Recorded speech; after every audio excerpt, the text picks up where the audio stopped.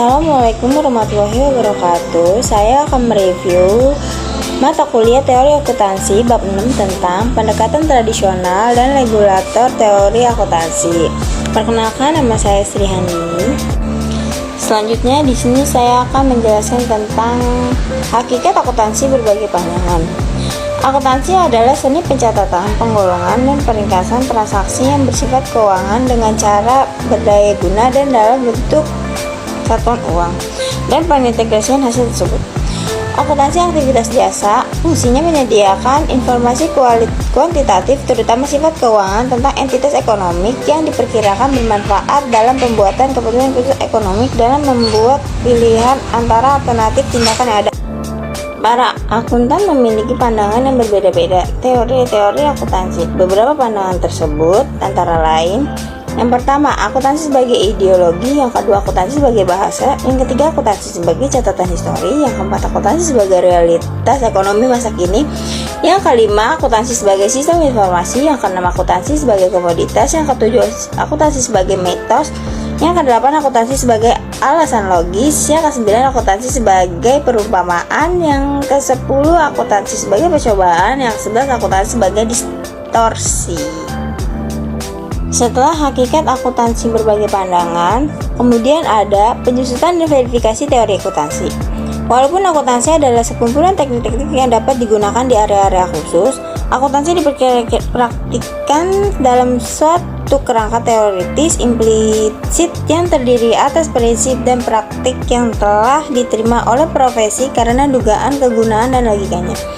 Prinsip-prinsip akuntansi yang berlaku umumnya ini memandu pembuatan laporan akuntansi dalam memilih teknik akuntansi dan pembuatan laporan keuangan dengan cara yang dianggap sebagai praktik akuntansi yang baik.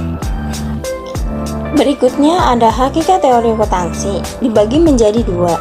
Yang pertama, tujuan utama dari teori akuntansi adalah memberikan basis bagi peramalan dan penjelasan perilaku dan peristiwa akuntansi. Yang kedua, ada teori didefinisikan sebagai suatu rangkaian gagasan, definisi, dan usulan yang saling berhubungan yang melambangkan suatu pandangan sistematis atas fenomena melalui penentuan hubungan yang ada di antara variabel-variabel dengan tujuan untuk menjelaskan dan meramalkan fenomena. Kemudian ada metodologi dan perumusan teori akuntansi dibagi menjadi dua. Yang pertama, teori memberikan suatu kerangka referensi seperti yang telah disarankan Hendriksen. Teori akuntansi mencakup tiga elemen. Yang pertama, pengodean fenomena ke dalam penyajian simbolis. Yang kedua, manipulasi atau kombinasi yang mematuhi aturan tertentu. Yang ketiga, penerjemahan kembali fenomena dunia nyata seperti yang telah disarankan oleh McDonald.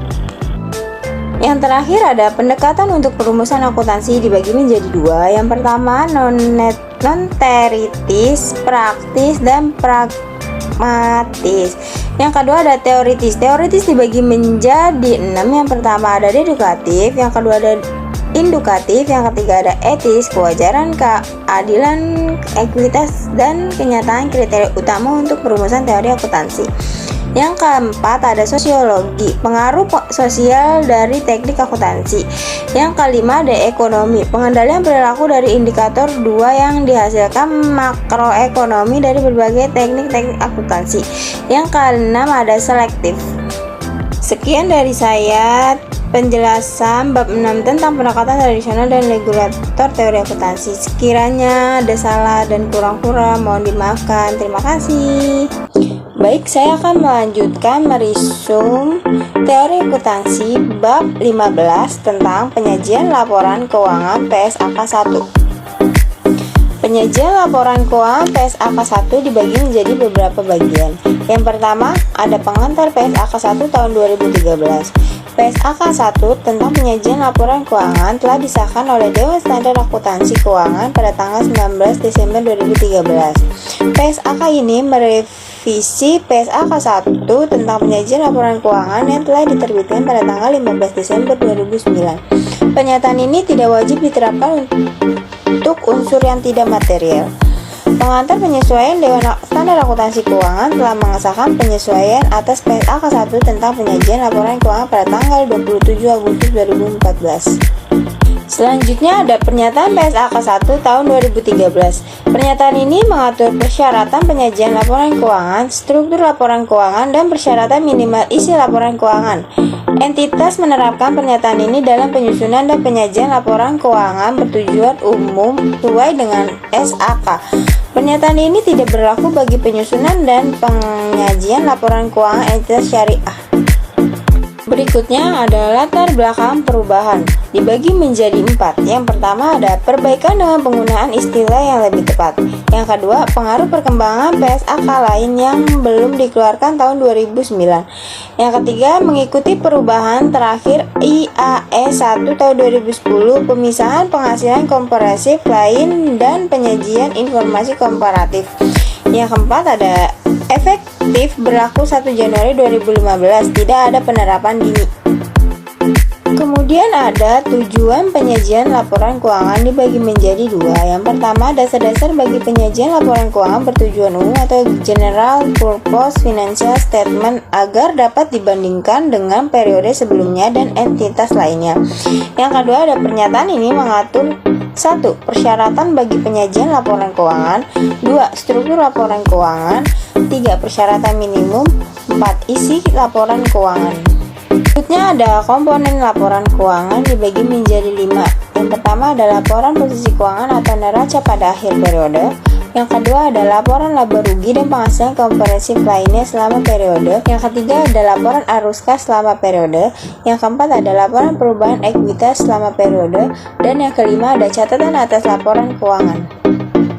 Selanjutnya ada ketentuan penyajian 10A dibagi menjadi 4. Yang pertama ada entitas dapat menyajikan suatu laporan tunggal laba rugi dan penghasilan komprehensif lain dengan laba rugi dan penghasilan komprehensif lain disajikan dalam 2 bagian.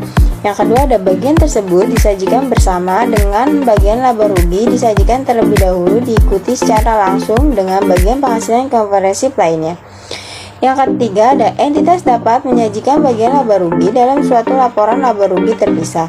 Dan yang keempat ada jika demikian laporan laba rugi terpisah tersebut akan langsung mendahului laporan yang menyajikan penghasilan komprehensif yang dimulai dengan laba rugi. Dan ada liabilitas lancar dibagi menjadi 2. Yang pertama ada klarifikasi liabilitas lancar jika 1. Mengharapkan akan menyelesaikan liabilitas tersebut dalam siklus operasi normalnya. Yang kedua, memiliki liabilitas tersebut untuk tujuan diperdagangkan. Yang ketiga, liabilitas tersebut jatuh tempo untuk diselesaikan dalam jangka waktu 12 bulan setelah periode pelaporan, atau yang ketiga tidak memiliki hak tanpa syarat untuk menunda penyelesaian liabilitas selama sekurang-kurangnya 12 bulan setelah periode pelaporan. Yang kedua ada entitas mengklarifikasi liabilitas yang tidak termasuk kategori tersebut sebagai liabilitas jangka panjang. Selanjutnya ada laporan laba rugi komprehensif dibagi menjadi 7. Yang pertama ada laporan laba rugi atau laporan laba rugi komprehensif. Yang kedua, penyajian laporan laba rugi dengan memasukkan unsur laba komprehensif. Yang ketiga, laba dialokasikan untuk pemegang saham minoritas atau mayoritas. Yang keempat, ada ketentuan minimum item dalam laporan laba rugi. Yang kelima, ada klarifikasi beban berdasarkan fungsi dan sifat. Jika disajikan berdasarkan fungsi, ada pengungkapan berdasarkan sifat. Yang keenam, ada penyajian pos luar biasa atau extraordinary item tidak diperkenankan lagi. Yang ketujuh, minimum line item untuk komponen laporan laba rugi komprehensif untuk memberikan informasi kepada pengguna beban keuangan atau pajak. Berikutnya ada klarifikasi beban sifat dibagi menjadi 2. Yang pertama pemilihan klarifikasi berdasarkan faktor histori dan industri. Yang kedua klarifikasi berdasarkan sifat lebih mudah karena tidak perlu alokasi beban menurut fungsi. Selanjutnya ada klarifikasi beban fungsi dibagi menjadi 2. Yang pertama ada minimal biaya penjualan berdasarkan metode fungsi secara terpisah dari beban lain. Yang kedua, jika klarifikasi berdasarkan fungsi, maka harus mengungkapkan informasi tambahan tentang sifat beban, termasuk beban penyusutan dan amortisasi dan imbalan kerja. Selanjutnya ada laporan perubahan ekuitas dibagi menjadi 4. Yang pertama menunjukkan total laba rugi komprehensif selama suatu periode yang diatribusikan kepada pemilik entitas induk dan pihak non-pengendali. Yang kedua, untuk tiap komponen ekuitas, pengaruh penerapan retrospektif. Yang ketiga, rekonsiliasi antara saldo awal dan akhir periode yang timbul dari laba, pos pendapatan komprehensif, dan transaksi dengan pemilik. Yang keempat, ada jumlah dividen yang diatribusikan kepada pemilik dan nilai dividen per saham diungkapkan dalam catatan atas laporan keuangan. Yang terakhir ada keterbatasan penyajian laporan keuangan. Meskipun laporan keuangan memberikan banyak informasi tentang sebuah perusahaan, laporan keuangan memiliki keterbatasan. Sebagai contoh, beberapa investor menginginkan saham mereka kembali dengan adanya penyajian data laporan keuangan yang buruk pada periode tertentu, atau investor lain rela menunggu dan percaya dengan perusahaan Anda dapat diinvestasikan dalam jangka panjang. Maka dari itu, saat menganalisis laporan keuangan, penting untuk membandingkan beberapa periode dalam menentukan apakah terdapat tren tertentu di waktu tertentu dan membandingkan hasil laporan keuangan dengan perusahaan lain di industri yang sama. Baik, sekian penjelasan dari saya. Kurang lebihnya mohon dimaafkan. Assalamualaikum warahmatullahi wabarakatuh. Terima kasih. Jangan lupa ya di like and subscribe guys.